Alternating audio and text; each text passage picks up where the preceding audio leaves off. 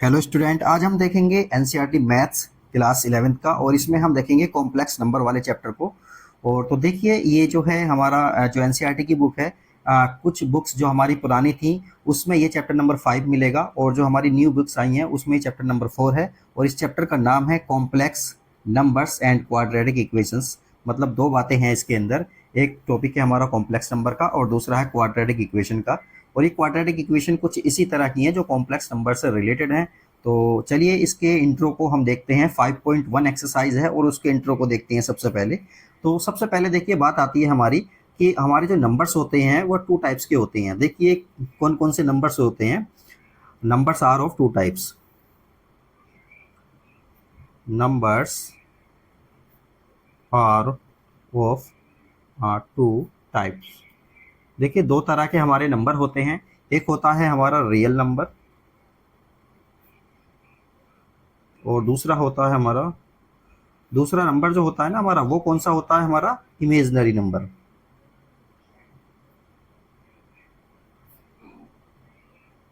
देखिए जो real numbers होते हैं हमारे, देखिए सभी तरह के नंबर्स जो होते हैं वो रियल नंबर्स के अंदर आ जाते हैं। रियल नंबर्स के अंदर देखिए कौन कौन से नंबर आते हैं। रियल नंबर के अंदर आते हैं, देखिए ये मैंने बना दिया सेट रियल नंबर का। और इसमें देखिए कौन कौन सी चीज़ें इंक्लूड हो जाती हैं। नेचुरल नंबर, नेचुरल नंबर इसके अंदर आ जाते हैं। इसके अंदर होल नंबर आ जाते हैं। और इसके अंदर और कौन से आते हैं, इंटीजर्स। इसके अंदर आ जाते हैं हमारे रेशनल, इरेशनल।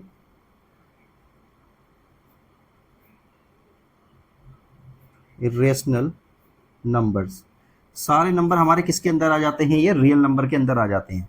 तो रियल नंबर जो होते हैं, ये सारे नंबर जो होते हैं हमारे रियल नंबर के अंडर में होते हैं।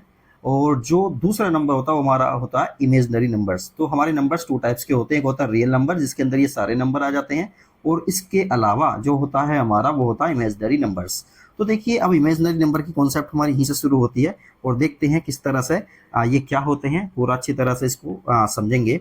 तो सबसे पहले मैंने एक एग्जाम्पल लिया है, जैसे कि एक क्वेश्चन है हमारा, solve x square plus 4 equal 0। देखिए जब हम इस नंबर को इस क्वाड्रेटिक इक्वेशन को सोल्व करेंगे तो देखिए कुछ इस तरह से करना होगा हमें। एक्स स्क्वायर इक्वल कितना हो जाएगा, माइनस के 4 के इक्वल हो जाएगा, ठीक है। और एक्स स्क्वायर हो जाएगा हमारा -4 और ये अंडर रूट में चला जाएगा क्योंकि स्क्वायर रूट ले लेंगे। तो अब देखिए यहाँ पर अंडर रूट के अंदर माइनस का नंबर आ रहा है। तो इस तरह के जो नंबर्स होंगे हमारे वो इमेजिनरी नंबर्स के अंदर में आते हैं। मतलब क्या है, देखिए अंडर रूट के अंदर अगर माइनस में आता है तो इसका आंसर हम ऐसे नहीं लिख सकते कि -2 आ जाएगा इसका आंसर या +2 आ जाएगा। नहीं, इससे को इस तरह से हम नहीं करेंगे। तो देखिए यहाँ पर अंडर रूट ये तो आएगा नहीं क्योंकि स्क्वायर रूट ले लिया हमने, तो एक्स इक्वल हो गया अंडर रूट -4। तो इस तरह के नंबर्स को सोल्व करने के लिए एक इमेजिनरी कॉन्सेप्ट लाई गई, इमेजिनरी नंबर की कॉन्सेप्ट लाई गई, और इस तरह से इन क्वेश्चंस को सोल्व करने का हमने मेथड ढूंढा। तो चलिए देखते हैं इमेजिनरी नंबर्स क्या होते हैं। इमेजिनरी नंबर्स, इमेजिनरी नंबर्स देखिए कौन से नंबर्स होते हैं। तो देखिए जो नंबर्स हमारे अंडर रूट के अंदर माइनस में आते हैं उनको हम क्या बोलते हैं, इमेजिनरी नंबर्स बोलते हैं। और इसको मैं लिख देता हूं, तो देखिए इसको, the square root of a negative real number is called imaginary numbers.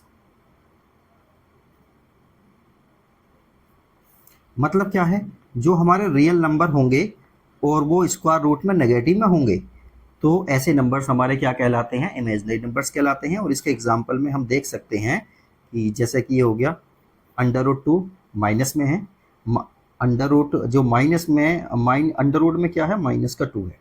और इसी तरह से और बहुत सारे एग्जाम्पल इसके हो सकते हैं। तो देखिए ये भी क्या है, हमारा इमेजिनरी नंबर है। तो जो भी नंबर हमारा क्या होगा, माइनस में होगा और अंडर रूट के अंदर होगा, इस तरह के सारे नंबर्स हमारे क्या कहलाएंगे, ये इमेजिनरी नंबर्स हमारे कहलाते हैं। तो देखिए अब सपोज करिए हमारे पास एक नंबर है, ये वाला नंबर है। तो देखिए इसको कैसे लिख सकते हैं, इसको लिख सकते हैं 1 × a। इस तरह से लिखा जा सकता है। और ये जो हमारा -1 है, -1 को लिखा है आई स्क्वायर इंटू ए, ठीक है।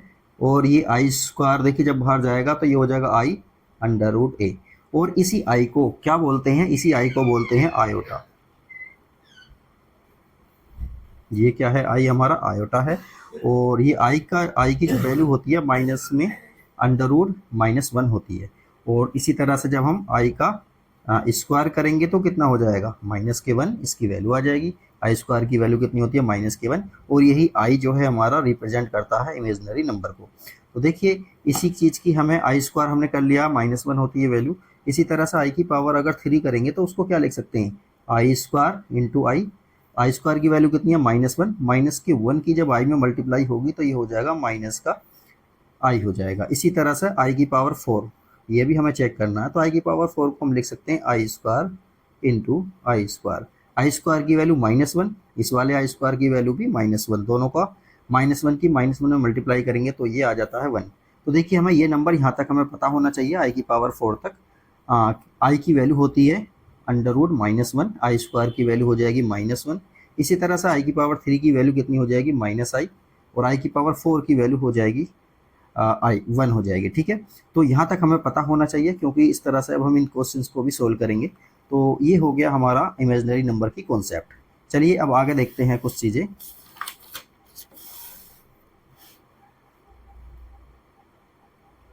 अब no real number can be equal to an imaginary number, मतलब क्या है, कोई भी real number, no real number can be equal to an imaginary number. मतलब ये है कि कोई भी रियल नंबर इमेजिनरी नंबर के इक्वल नहीं हो सकता। मतलब अगर हमारा ए एक नंबर है, रियल नंबर, और एक इमेजिनरी नंबर है, तो ए आई बी के इक्वल नहीं हो सकता। क्योंकि ये देखिए ए भी रियल नंबर है, बी भी रियल नंबर है, लेकिन जब इसके साथ आई मिल जाता है तो ये कैसा बन जाता है, इमेजिनरी नंबर बन जाता है। तो वो रियल नंबर ये वाला पूरा इस वाले पूरे इमेजिनरी नंबर के इक्वल नहीं हो सकता। तो इसको इस तरह से हम लिखेंगे। अब देखिए एक एग्जाम्पल हम देखते हैं। सपोज करिए हमारे पास एक ये वाली वैल्यू है, अंडर रूट में माइनस है और अंडर रूट में माइनस भी।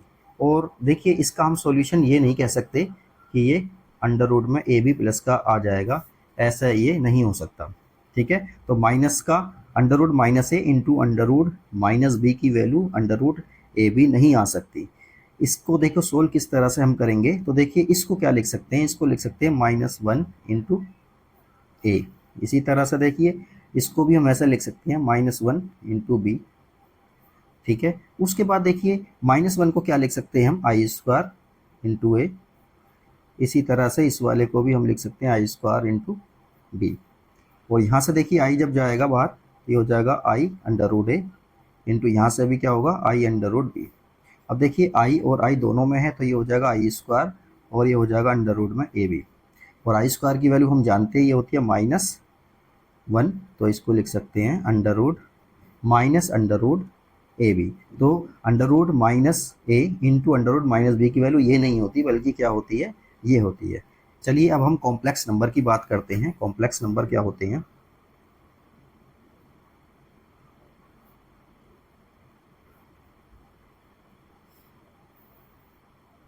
तो देखिए कॉम्प्लेक्स नंबर के बारे में हम देखते हैं। अ नंबर पेयर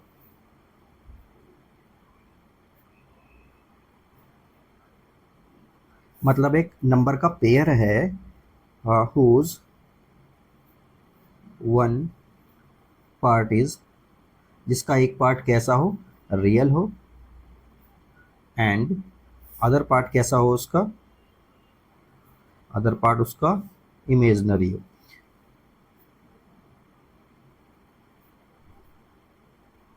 तो इस तरह के नंबर हमारे कैसे बन जाते हैं, कॉम्प्लेक्स बन जाते हैं। मतलब ये क्या है, कॉम्प्लेक्स नंबर सम होता है, किस किस का सम हो सकता है या माइनस में भी हो सकता है, उसका कोई वो नहीं है। तो ऐसे नंबर हमारे क्या कहलाते हैं, कॉम्प्लेक्स नंबर कहलाते हैं, जिसमें क्या क्या हो, रियल नंबर भी हो और इमेजिनरी नंबर हो। तो दोनों मिलके एक पार्ट तो उसका क्या है, हमारा रियल नंबर है और दूसरा पार्ट है हमारा कॉम्प्लेक्स नंबर। तो इस तरह के नंबर हमारे क्या होते हैं, कॉम्प्लेक्स नंबर होते हैं। और देखिए कॉम्प्लेक्स नंबर को हम जेड से रिप्रेजेंट करते हैं, तो जेड इक्वल हो गया ए प्लस आई बी। अब देखिए ये पूरा नंबर क्या कहलाएगा हमारा, ये कॉम्प्लेक्स नंबर कहलाता है, कॉम्प्लेक्स नंबर, ये पूरा कॉम्प्लेक्स नंबर हो गया। अब देखिए इसमें जो ये वाला ए वाला पार्ट है, ये वाला जो पार्ट है, ये वाला पार्ट हमारा रियल पार्ट है, और ये वाला पार्ट हमारा क्या कहलाता है, इमेजिनरी पार्ट कहलाता है। तो इसको हम लिख सकते हैं। अब देखिए अलग अलग ए और बी तो हमारे ये रियल नंबर हैं इसके अंदर, ए और बी हमारे रियल नंबर है इसके अंदर, तो A and B are real number, ये क्या है, हमारे रियल नंबर्स हैं। और इसमें ए पार्ट जो है हमारा वो है रियल, रियल पार्ट क्या कहलाएगा, ये रियल पार्ट कहलाएगा।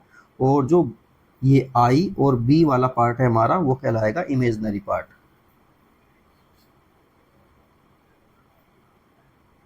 ये हो गया हमारा इमेजिनरी पार्ट। तो देखिए ये वाला हमारा कंप्लीट है। अब इसके बाद देखिए प्योर इमेजिनरी नंबर कौन से होंगे, प्योर इमेजिनरी जो नंबर होंगे वो कौन से होंगे, इफ रियल पार्ट जीरो हो, if real part is zero. Real part is zero का क्या मतलब है, रियल पार्ट जीरो का मतलब ये है कि ए इक्वल हो जाए जीरो। इसी तरह से प्योर रियल नंबर कौन सा होगा, pure real if imaginary part is zero, imaginary part अगर हमारा जीरो हो जाता है, part is zero, imaginary part zero का मतलब क्या है, अगर b इक्वल जीरो हो जाता है तो पूरा नंबर हमारा क्या बन जाएगा, वो रियल बन जाएगा। और अगर a जीरो है तो प्योर जो टोटल पार्ट बचेगा वो हमारा प्योर इमेजिनरी बन जाएगा। तो चलिए अब आगे देखते हैं थोड़ा सा। देखिए अब हम बात करेंगे इक्वलिटी ऑफ कॉम्प्लेक्स नंबर की। Equality of complex number, complex number की इक्वलिटी के बारे में बात करेंगे। इसका क्या मतलब है, देखिए सपोज करिए हमारे पास एक Z1 एक कॉम्प्लेक्स नंबर है और उसको हम लिख देते हैं A1 प्लस आई B1। इसी तरह से एक और हमारे पास कॉम्प्लेक्स नंबर है Z2, उसको लिख देते हैं A2 प्लस आई B2। अब जब इक्वलिटी की बात आती है तो इसका मतलब ये हुआ Z1 जो कॉम्प्लेक्स नंबर है वो Z2 कॉम्प्लेक्स नंबर के बराबर होगा।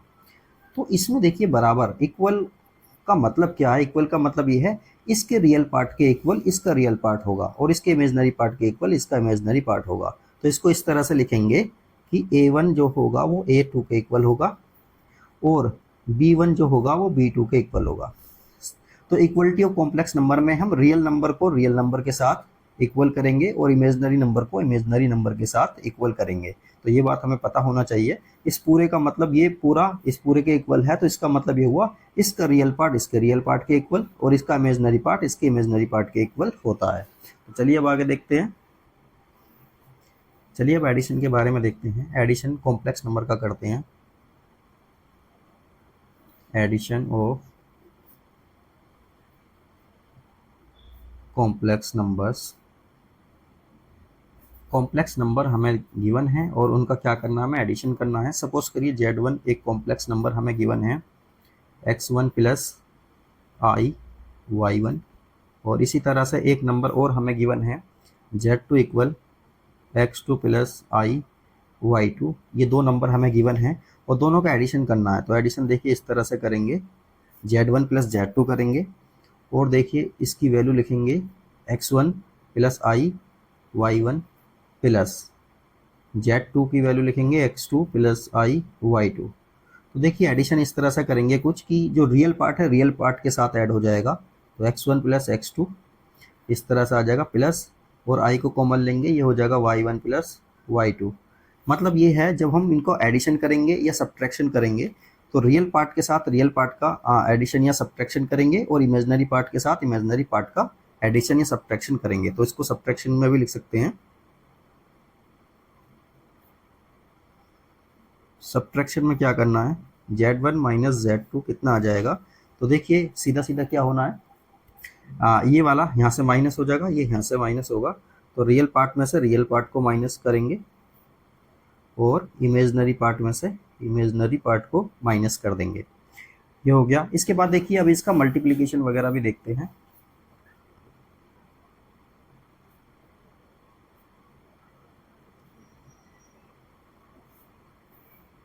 मल्टीप्लिकेशन में देखिए हम Z1 की मल्टीप्लाई Z2 के साथ करेंगे।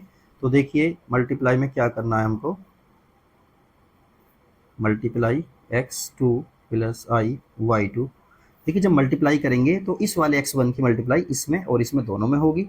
इसी तरह से इस वाले पार्ट की, ये जो इमेजनरी पार्ट है इसका, इसकी रियल नंबर में भी मल्टीप्लाई होगी और इमेजनरी पार्ट में भी मल्टीप्लाई होगी। मतलब क्या है, इस वाले पार्ट की इस दोनों में मल्टीप्लाई और इस वाले पार्ट की इन दोनों में मल्टीप्लाई। मतलब मल्टीप्लाई में हम सब कुछ करेंगे रियल की इमेजनरी से और रियल की रियल से, इमेजनरी की इमेजनरी से मल्टीप्लाई होगी पूरी की पूरी। अब चलिए देखते हैं नेक्स्ट। देखिए डिवीजन की बात आती है, डिवाइड वगैरह करने की, तो उसमें हम एक प्रोसेस करेंगे कि उसमें हम उसके जो कॉन्जुगेट नंबर होगा उससे रेशनलाइजेशन करेंगे उससे, और इस तरह से हमारी जो डिवाइड वगैरह वाला सोल्व होगा। तो इसको भी करके दिखाएंगे। पहले इसको देखिए, मल्टीप्लिकेटिव इनवर्स। मल्टीप्लिकेटिव इनवर्स ये क्वेश्चन में पूछा जाता है कि ये किस तरह से फाइंड करेंगे। तो इसका देखिए सिंबल होता है मल्टीप्लिकेटिव इनवर्स का जेड इनवर्स। और इसको किस तरह से फाइंड करेंगे, देखिए इसको इस तरह से लिखते हैं 1/z इंटू मोड ऑफ ये z bar upon z bar. मतलब क्या है, फाइनली जो आएगा हमारा z bar upon mod of z आ जाएगा। तो जेड इनवर्स क्या होता है, जेड बार। जेड बार क्या है हमारा, इसको बोलते हैं कॉन्जुगेट। और मोड ऑफ जेड का क्या मतलब है, उसकी जो वैल्यू आएगी उसको लिखेंगे। तो जेड बार को हम देखते हैं कॉन्जुगेट बोलते हैं इसको। क्या बोलते हैं इसको, कॉन्जुगेट।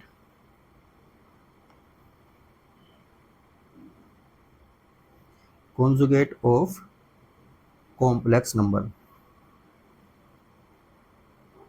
कॉम्प्लेक्स नंबर का जो कॉन्जुगेट होगा, सपोज करिए हमारे पास एक नंबर है z और उसकी वैल्यू है हमारी x प्लस आई वाई। तो इसका जो कॉन्जुगेट होगा तो उसको लिखेंगे हम z बार। और कॉन्जुगेट में क्या हो जाता है, जो आई की जो साइन है हमारा, उसके साइन को हम माइनस कर देते हैं। मतलब उसके साइन को हम चेंज कर देते हैं, प्लस का है तो माइनस का, माइनस का है तो प्लस का कर देते हैं। तो वो उसका क्या बन जाता है, कॉन्जुगेट बन जाता है। जैसे कि यहाँ पे लिखा हुआ x प्लस आई वाई, तो इसका जो कॉन्जुगेट होगा वो होगा x माइनस आई वाई। ये वाला जो साइन होता है बीच वाला, इसको चेंज कर देते हैं तो उसका कॉन्जुगेट बन जाता है। तो इसको लिखेंगे x माइनस आई वाई, और ये वाला नंबर जो है इसका कॉन्जुगेट बन जाएगा। और इसका साइन होता है जेड बार, ऊपर बार बना देते हैं तो वो क्या बन जाता है, इसका कॉन्जुगेट बन जाता है। तो चलिए अब हम एक दो एग्जाम्पल सोल्व करते हैं। और ये एक्सरसाइज जो है हमारी 5.1, इसका तो इंट्रो ऑलमोस्ट कंप्लीट हो गया है। अब इसी से रिलेटेड हम एक दो न्यूमेरिकल्स करते हैं और फिर उसके बाद एक्सरसाइज को भी सोल्व करेंगे। तो चलिए देखते हैं। देखिए एक हमें क्वेश्चन गिवन है कि कन्वर्ट, ये वाली जो वैल्यू है हमारी, इसको हमें कन्वर्ट करना in the form of a plus I B. A plus I B की फॉर्म में हमें इसको कन्वर्ट करना है। मतलब इसका रियल पार्ट और इमेजनरी पार्ट को अलग अलग करना है। तो देखिए इसको किस तरह से सोल्व करेंगे। इस तरह का जो क्वेश्चन है 5.1 एक्सरसाइज में काफ़ी सारे क्वेश्चन इसी कॉन्सेप्ट पर दिए हुए हैं, तो उनको देखिए किस तरह से सोल्व करते हैं। तो देखिए क्या करना हमको, इसको पूरे को ऐसे लिखेंगे 4 माइनस आई अंडर रूट 3 अपॉन 4 प्लस आई अंडर रूट 3। अब देखिए हमें करना क्या है, इसका जो कॉन्जुगेट होगा उससे ऊपर और नीचे मल्टीप्लाई कर देंगे। इसका जो नीचे वाले का जो कॉन्जुगेट होगा, मतलब क्या है, इसका रेशनलाइजेशन करना है। तो देखिए हमें मल्टीप्लाई करनी है 4 माइनस आई रूट 3, और अपॉन में भी क्या आएगा 4 माइनस अंडर रूट 3, 4 माइनस आई अंडर रूट 3। तो इसके कॉन्जुगेट से, इसका कॉन्जुगेट का क्या मतलब है, ये वाला जो साइन है वो चेंज हो जाएगा माइनस में, और इस वाले माइनस के साइन साथ इसमें मल्टीप्लाई कर देंगे। तो देखिए a minus B, A minus B, तो a माइनस बी का होल स्क्वायर आ जाएगा। तो इसको लिख सकते हैं हम 4 माइनस आई रूट 3, और इसका क्या आ गया, होल स्क्वायर। और ये देखिए a प्लस बी है और ये है a माइनस बी, तो इसको लिख सकते हैं 4 का स्क्वायर माइनस आई रूट 3 का स्क्वायर हो जाएगा। अब देखिए a माइनस बी का होल स्क्वायर को हम ओपन करेंगे तो क्या होता है, a स्क्वायर मतलब 4 का स्क्वायर हो जाएगा।